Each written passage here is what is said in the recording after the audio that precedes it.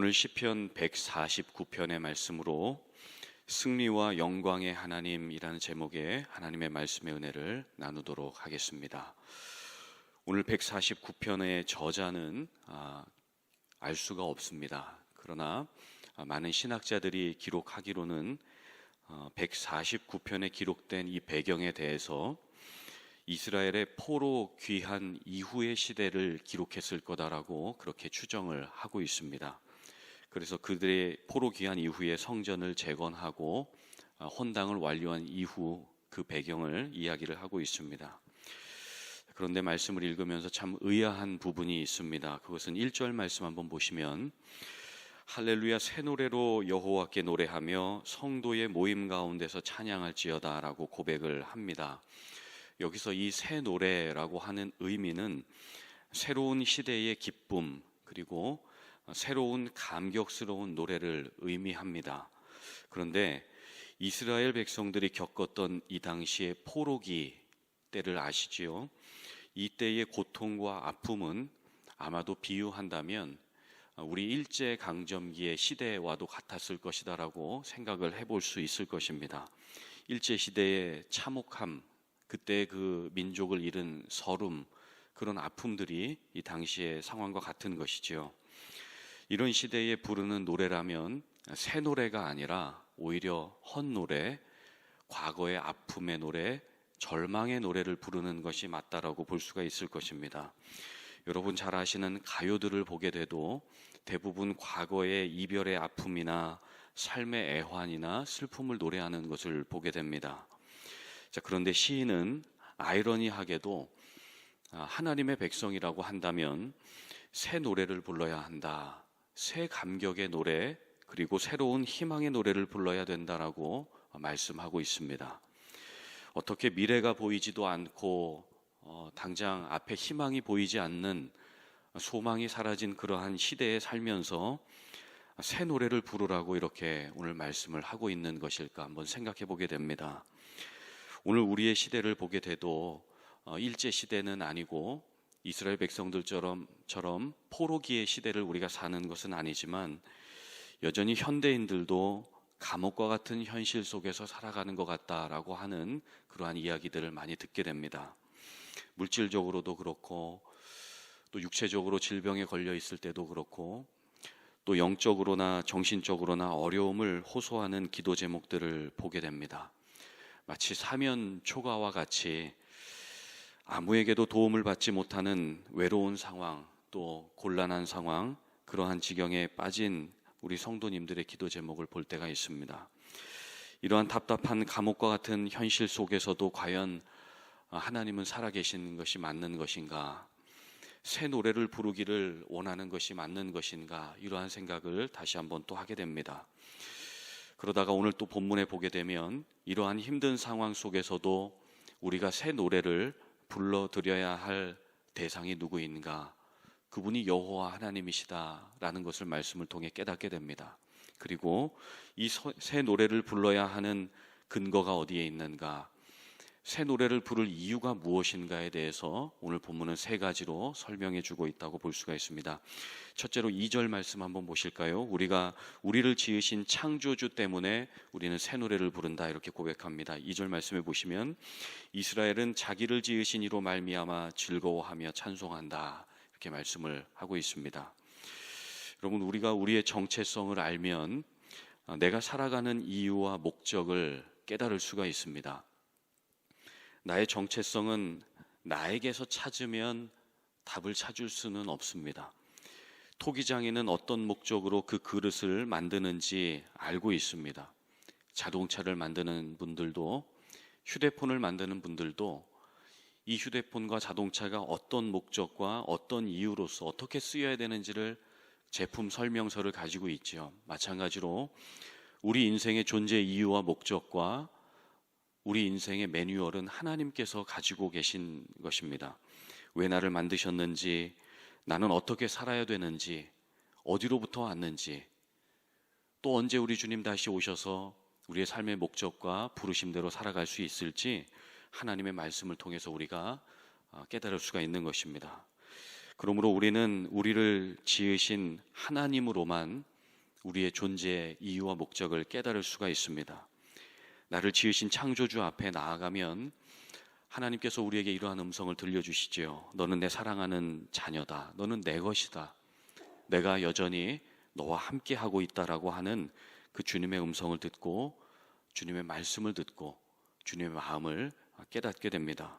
그러면 우리 마음 가운데 있는 우울함과 절망과 포로기의 삶과 같았던 그러한 사면초가 같은 그러한 마음들이 언젠가 평안으로 바뀌고 은혜로 바뀌고 새 노래로 바뀌게 되는 그러한 은총을 우리가 경험하게 됩니다. 우리가 마음이 아무리 공허하고 답답할 때 산책을 나가기도 하지요. 마음이 좀 좋아집니다. 맛있는 것을 먹으면 또 기분이 좋아지죠. 내가 원하는 것을 하면 당장 그 당시에 기쁨이 있을 수 있습니다. 그러나 뒤돌아서면 여전히 우리의 마음이 공허한 것을 깨달을 수가 있습니다. 그 이유는 나를 지으신 그 하나님, 그 창조주로만 채워져야 되는 그 마음의 공간이 있기 때문입니다. 상담학자들은 우리의 삶의 상처와 아픔은 대다수 사랑의 결핍에서 시작된다라고 이야기를 합니다. 이 이야기를 바꾸어서 성경적으로 생각해 보면 우리 마음에 하나님의 사랑이 부은 바 되면 우리의 마음은 절망에서 소망으로 변화됩니다.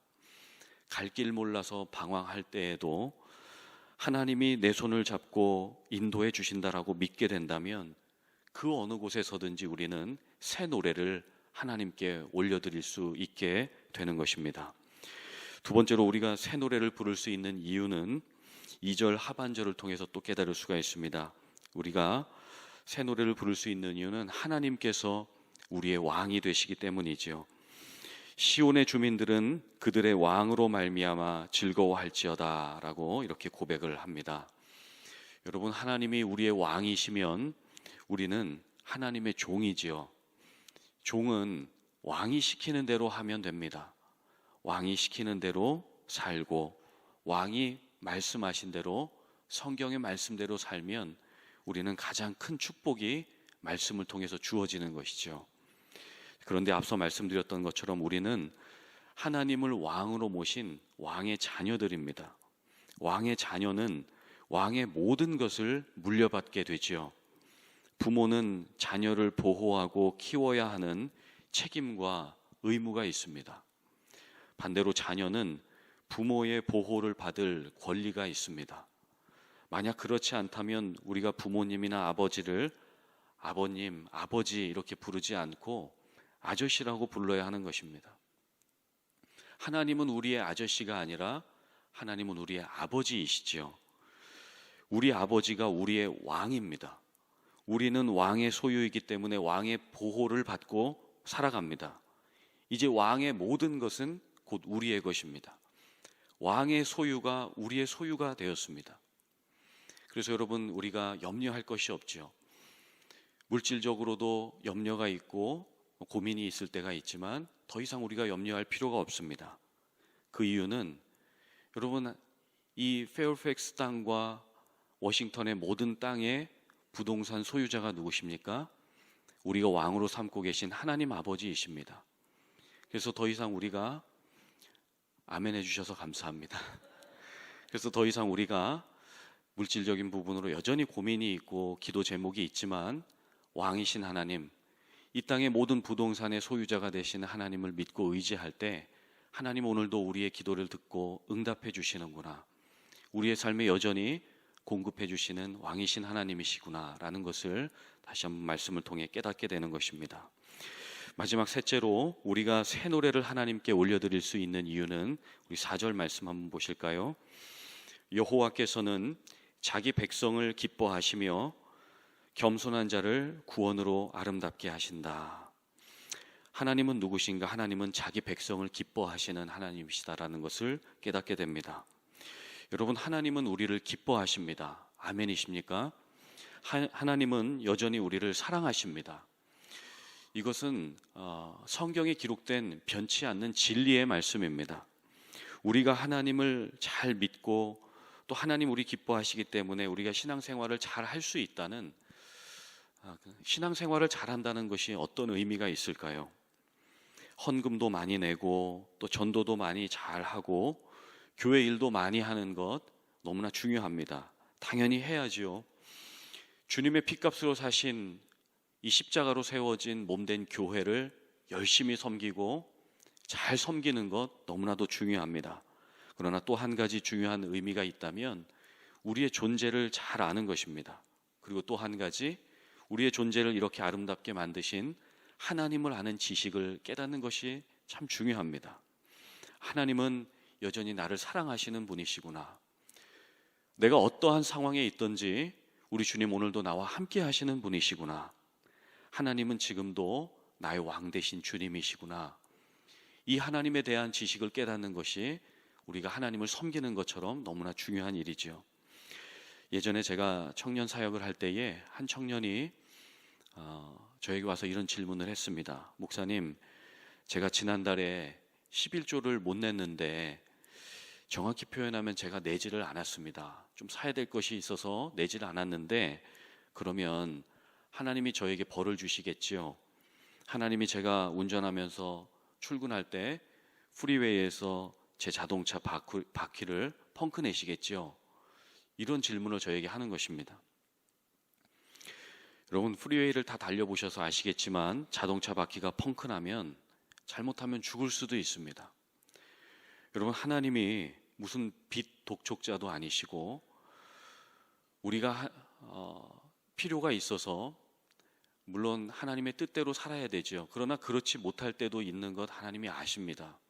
회개하고 다시 주님께 돌아가야죠. 그런데 그 틈을 하나님께서 이용하셔서 우리 자동차 바퀴를 펑크 내시고 우리를 어렵게 만드는 하나님이시라면 하나님은 여전히 우리의 아버지가 아니신 거죠.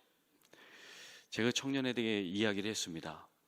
이번 달에 자동차 펑크 나면 저한테 오라고, 그럼 제가 자동차 펑크를 수리해 주겠다고 이제 이야기를 했습니다. 여러분, 영성신학자 헨리 나우엔을 잘 아시지요? 우리의 사역과 또 신앙생활은 어디에서 나오는가? 그것은 우리의 존재로부터 흘러나오는 것이다, 이렇게 이야기를 했습니다. 우리의 존재가 넉넉할 때, 하나님께 대한 감사, 그 은혜가 풍성할 때 사역과 신앙생활은 우리의 삶을 통해 주변으로, 이웃으로 그렇게 흘러간다고 말씀하셨습니다.